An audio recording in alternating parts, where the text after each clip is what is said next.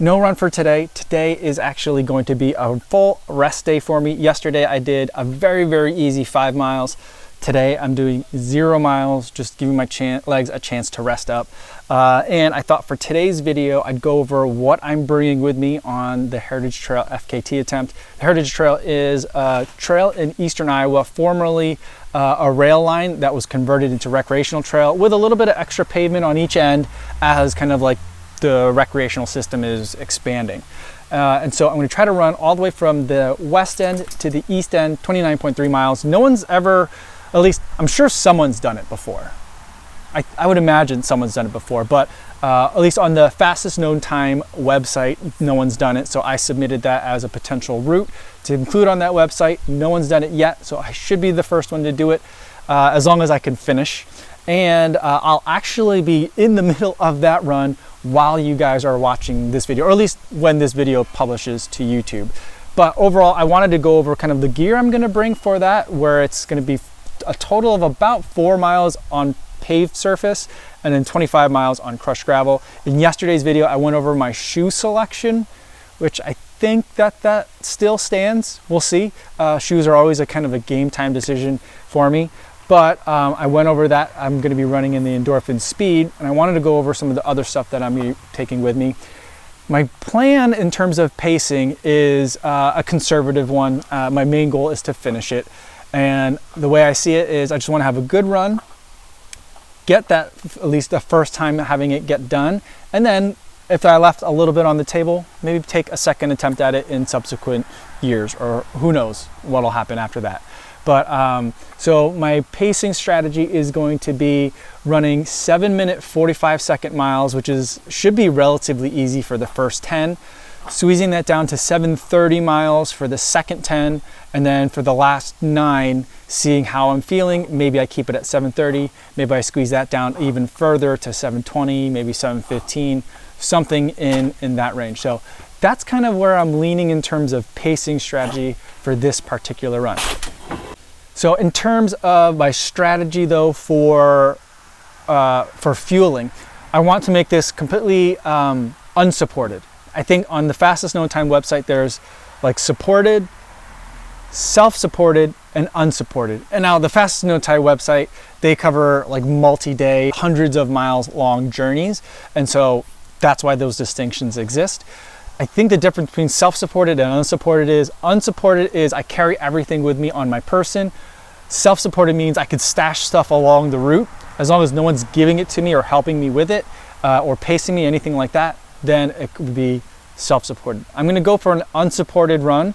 And to do that, the main thing I'm carrying is gonna be this Camelback Zephyr race vest. I've been running with this all summer long. It's been treating me relatively well. I'm not going to carry too much stuff on here. It's a 29-mile run, which is long. I've run longer than that before in that pack, and the pack worked out great. This time I'll make sure though to bring enough fluid. Last time I did a 50K, I did not bring enough fluid. This bladder that I have that fits inside that Camelback Zephyr, that is a 2-liter bladder. And I'm gonna fill it with 2 packets of this Unived Wild Watermelon. Plenty of sugar in here, 45 grams of sugar per packet, 300 milligrams of sodium, and it's got potassium, magnesium, and chloride. So lots of other stuff that I like as well, plus a little bump of caffeine in each of these packets as well. So I'll have about a little shy of 2 liters of fluid between those two to sip on. I'm thinking like at least every 5K is how often I'll be sipping from that. And then in addition to that, I'll also have gels. These are the 4 gels that I'm going to be bringing with me for this run. Now these are the 2 that I've been doing a lot of running with lately. The Science and Sport, it's very liquidy. It's 2 ounces of fluid, and it also has lots of sugar, almost no salt though. That's the one thing that concerns me about this one, but I'll be getting salt in other ways. And it has a nice amount of caffeine, 70 milligrams of caffeine, 75 milligrams of caffeine. So I like that. Then I've got the Huma Chia Plus strawberry lemonade flavor, which I really enjoy. Lots of sugar, lots of caffeine in it as well. And not a lot, but 35 milligrams of caffeine, but it does have salt in it. It's got 245 milligrams, so I like that. And then these are two that I've been saving and holding on to, trying not to use up too much because I wanted to save it for a bigger run like this. Two of these Untitled tall boys, they make regular size gels, and then these are double size gels, 2.7 ounces of fluid in each of these. 45 grams of carbs in each of these as well, so it's pretty much a double of a regular size gel. Lots of salt, potassium, and magnesium, which I like all those things to be able to top up electrolytes as I'm running. And then this one, the espresso flavor, has 100 milligrams of caffeine in it. This is the vanilla one, it has no caffeine in it, so I might kind of take these like one after another to balance each other out. But it also just tastes really good. This vanilla flavor, really delicious. So those are the 4 gels that I'll take.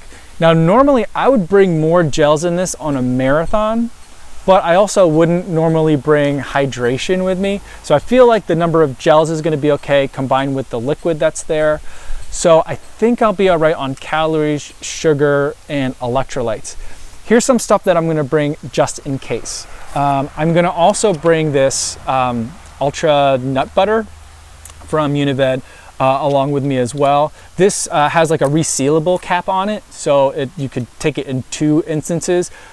Sometimes when I'm running this long, my stomach just starts to feel really empty no matter how much I'm putting in it.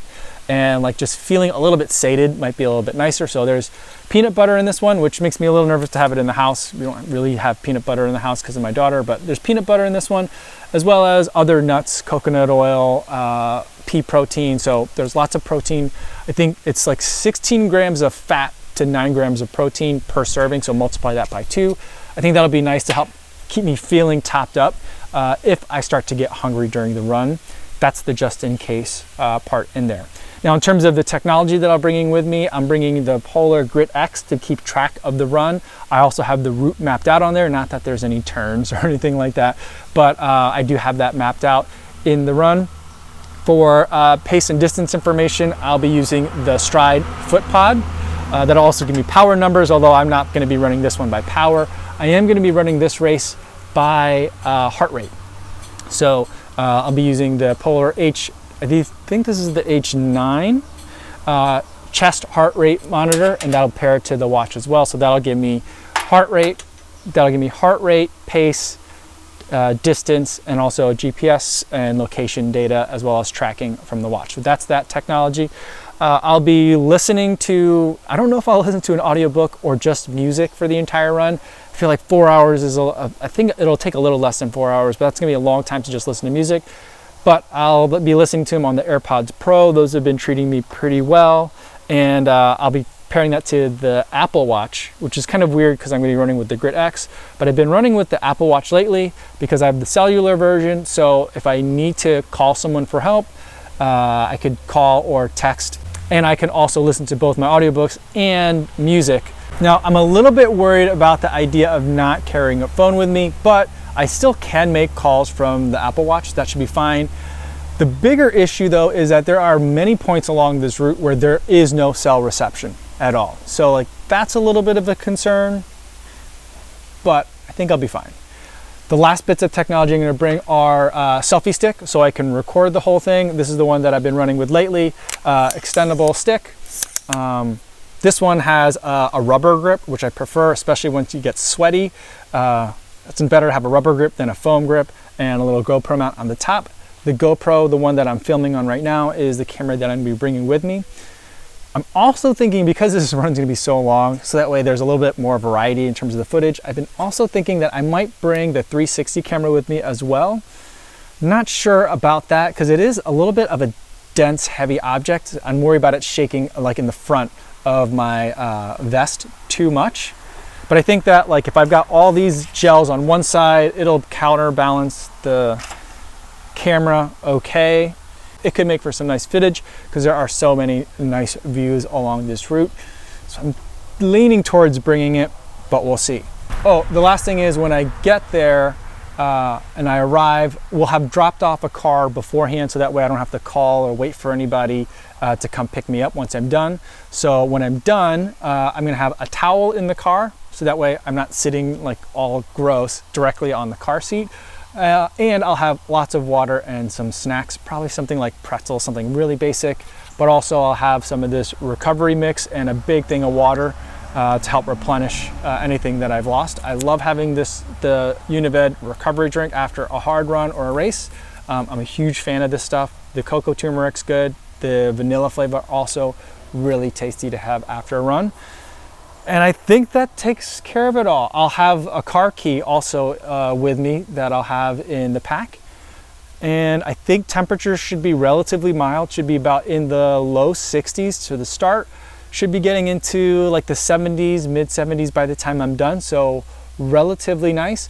The longer I get into the run, the more tree cover I'll get. With those last few miles though, I think I'm running basically through like the streets of Dubuque.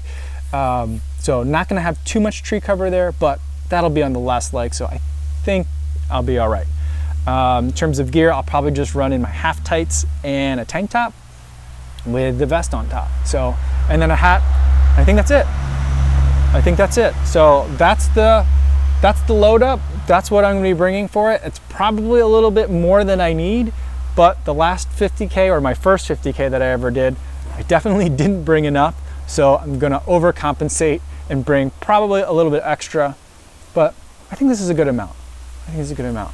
All right, so by the time this video uploads to YouTube, I'll be hopefully like halfway to 2/3 of the way done. We'll see. But this is what I'm planning on bringing for me. Stay tuned. Tomorrow's video will be video from the race itself, and we could talk about how it actually went. So if you have any questions about any of the stuff I'm bringing or why I'm bringing it, feel free to leave them down in the comments down below. Wish me luck. I'm gonna need it, I think. Yeah, hopefully it should be a lot of fun. That's all I have for today, everybody. Thanks so much for making it all the way to the end of the video. Hopefully being safe out there on your runs, and I'll see you in the next one. Yo, what's going on?